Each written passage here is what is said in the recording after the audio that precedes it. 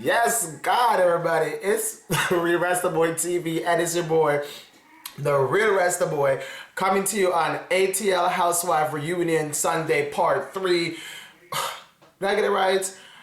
Housewife Atlanta Reunion Part 3 Sunday night. Okay, whatever. Yes, y'all just heard Miss Portia D. Stewart singing Amazing Grace tonight on the Part 3 reunion. Oh Lord, I don't know who died and told this girl that she sounds like Beyonce meets Mary J. Blige. But if she thinks that she sounds like Beyonce meets Mary J. Blige slash Rihanna, be my damn guest. Anyway, tonight was ATL Housewife Reunion Part 3 on Bravo. And this whole 3-part series was worth the damn wait.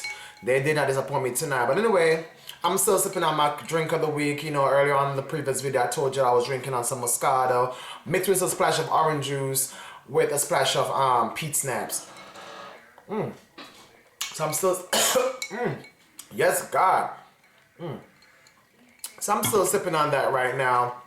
But anyway, the ATL Housewife Part 3 reunion started off where I think Andy was asking Nene, asking everybody that he think that went really kind of soft on Kim in the, you know, when she came on stage, and they said they didn't really go hard on her. They think that they're exhausted, like going back and forth about Kim and her lies. Kim don't want to go anywhere. Kim always making excuses, so it was beating a dead horse. Why I keep on talking about Kim the situation and you know, it's like beating a dead horse. So she think that she got everything out of the way before now, and it was just time to, like, you know, move on. She did say that Kim did text her after leaving the show that she wished her all the best and la la la la la, and hopefully, you know, they can mend blah blah blah. It was like, you know, a little nice seeing you text, you know. Nene replied back, you know, nice seeing you, wish you all the best for you and your family, something like that. But anyway, some of the cutesy back and forth text she and Nene had when she left the show after taping. That was Kim Zolciak. But moving along, ATL Housewife was on tonight, and I'm just gonna go in and dissect everybody, because, you know, they went in on each other castmates separately. And I'm going through my notes as usual. Know how to make notes, because when it comes down to these housewives and these shows, these I gotta make my notes, because I gotta come to y'all with the facts. So they started with Candy relationship, you know. Well, they did with Candy relationship, you know. Candy was newly dating Todd last season, but it was not really much on the show. So this time he was on the show more, and they were you know, talking about his their newfound love, you know, Riley, you know, accepting Todd, Mama Joyce, whatever Candy's mom's name is. This whole thing about, you know, Todd, you know, was on the low, not on the low like that, but on the low as being in the background for the taping and production of the Housewives. Now he's, you know, front and center being Candy's fiance, and, you know, Nene making jokes about the ring, and, you know, them being short together. You know, everybody was happy for Todd and Candy's relationship thus far. Anyway, they went on to my girl Kenya. You know, Kenya's my other newbie kind of girl that I kind of like, because she was giving me shade all night with that fucking fan. She was like, and she put that fan on, she was just going off like crazy. I'm like, yes, Candy.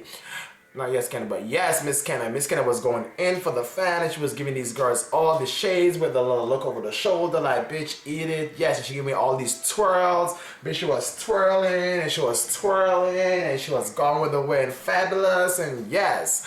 Anyway, Miss Candy Moore, Nene said that Nene said that when they were on their way to Anguilla, that she didn't see the dynamic between you and Walter, because you are dating but didn't see no chemistry. Like on the plane, they said she said to Cynthia that, are these two together, because she don't see no boyfriendness, girlfriendness with y'all too. So what was going on? She also kind of came from Miss Phaedra, saying that she gave a Phaedra for filth.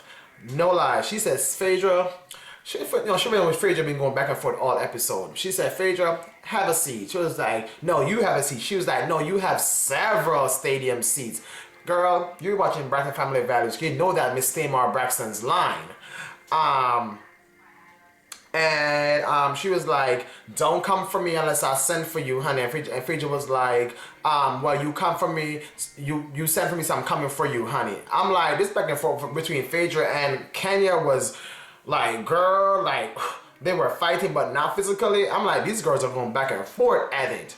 But anyway, she said she did not know Walter's age until it was the time that they were going to Anguilla when she saw Walter's passport. She said Walter's at least 5 years older than her. So I'm guessing, Kenya, you're at least 41 now. So if Walter's like 46, I guess.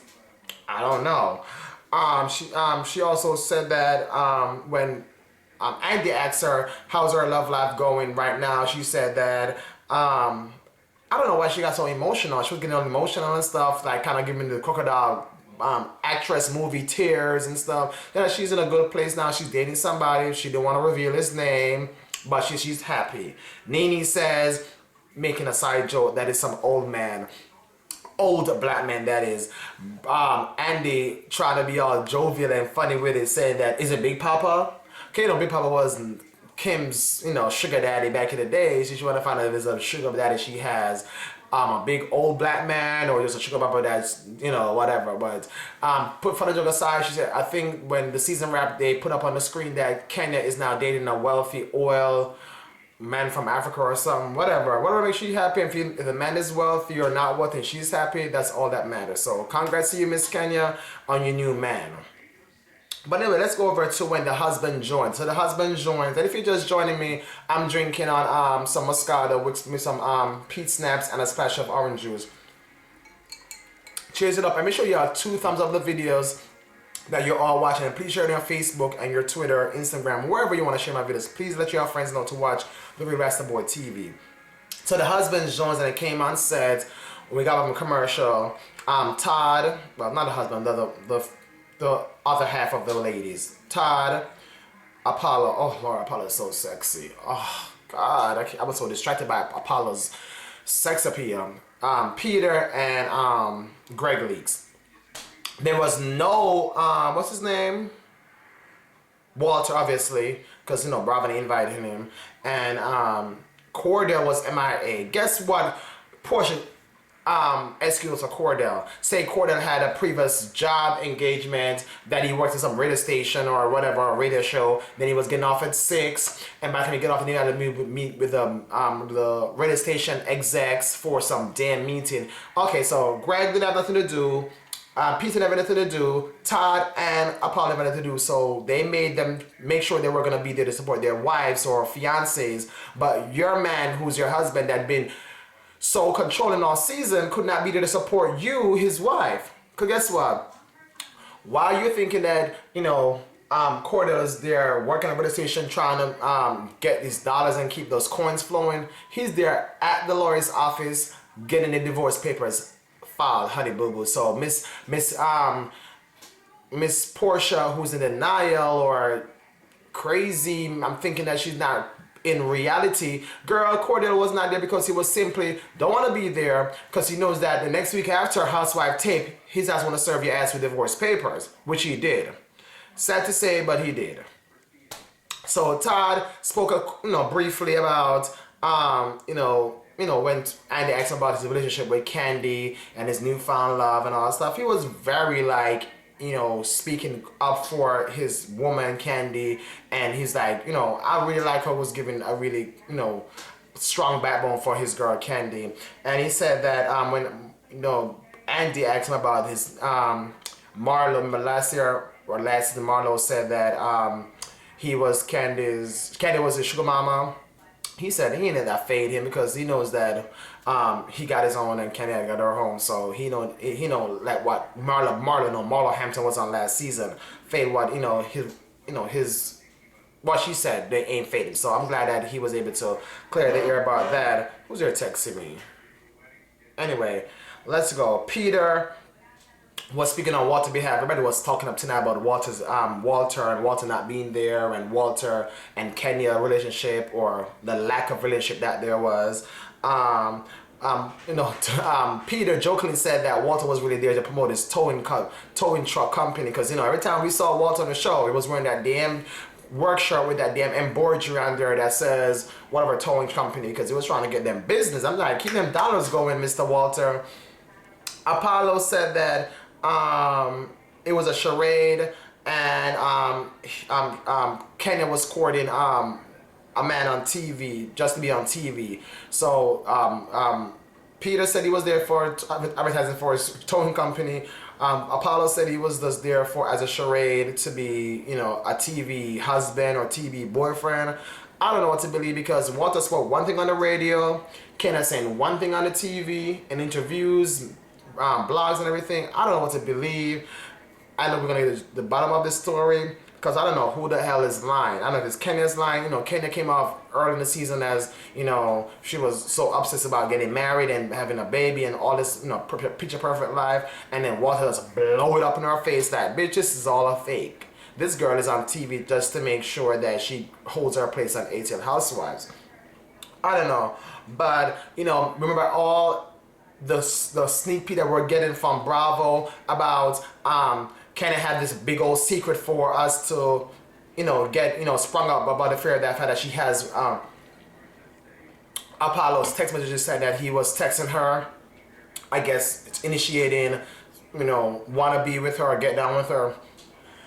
This was such a disappointment. I was like, oh my God, I want to see what his text message says from Kenya or Apollo to Kenya, because, Phaedra was calling Kenya a whore, and that's why she's a whore. And Apollo said that when he went to Wendy Williams' show, that Kenya was texting him that he looked nice today on the show, and he said thank you, and they were back and forth texting, and Kenya was stalking him when he was at a hotel, and if he was into it, then he would have given Kenya the business already. So I mean, I would have put it down on Kenya. So I don't know what's going on, but I didn't listen to the text messages, and what Andy saw by what he read, he said that was nothing seemingly that was sexting. So I don't know, but the whole teasing of Bravo making it seem like Kenya had some detrimental text message on her phone about Apollo and her messages back and forth between them that was gonna be like heavily on Phaedra was nothing. It was just like a hype. It was just a motherfucking hype. So anyway, long story short, Portia, they start focusing on Portia. I know my Portia last season gave us this picture perfect life about how she wanted a baby and then she wanted to have a career, and then she was but Corda was not being Corda was not being they call it not too controlling. All this stuff was going on. But anyway, Portia feel that the lady was too harsh on her. It's her first season. But guess what? You're at a reality TV show. These girls are not playing with you, and they're there for business. She said they were going to give her good tips and how to be a better wife and this and that. Girl, stop being delusional. You're on a reality TV show. This is not some talk show that you need to be on that's going to give you tips on how to be a better wife. If you're not going to learn off your own, you're not going to learn with these ladies on ATL Housewives. Anyway, just to recap, the thing, Nene said that it was her best season so far for ATL Housewives. It was her best season. Candace said it was a good show, and she laughed because it was very funny. Phaedra said, it wasn't really good for her, she get back and forth with Kenya a lot and other isms. They asked Nene if they need a new housewife or an addition or a replacement. Nene said, they may need a replacement or a new addition to ATL Housewife. We don't know who, or if they're gonna get a new replacement. But when Andy asked her who on the stage needs to be replaced, she said that, I'll talk to you in my office about that. Because remember, last time when Sheree was on the show, everybody said that Nene got Sheree fired. I don't know how true was that, but guess what? If Nene got a power to get somebody fired because of the non-performance or lack of TV presence, well, go ahead and do your boo. Because guess what? At the end of the day is Marvin, the Rasta boy, is going to still like you.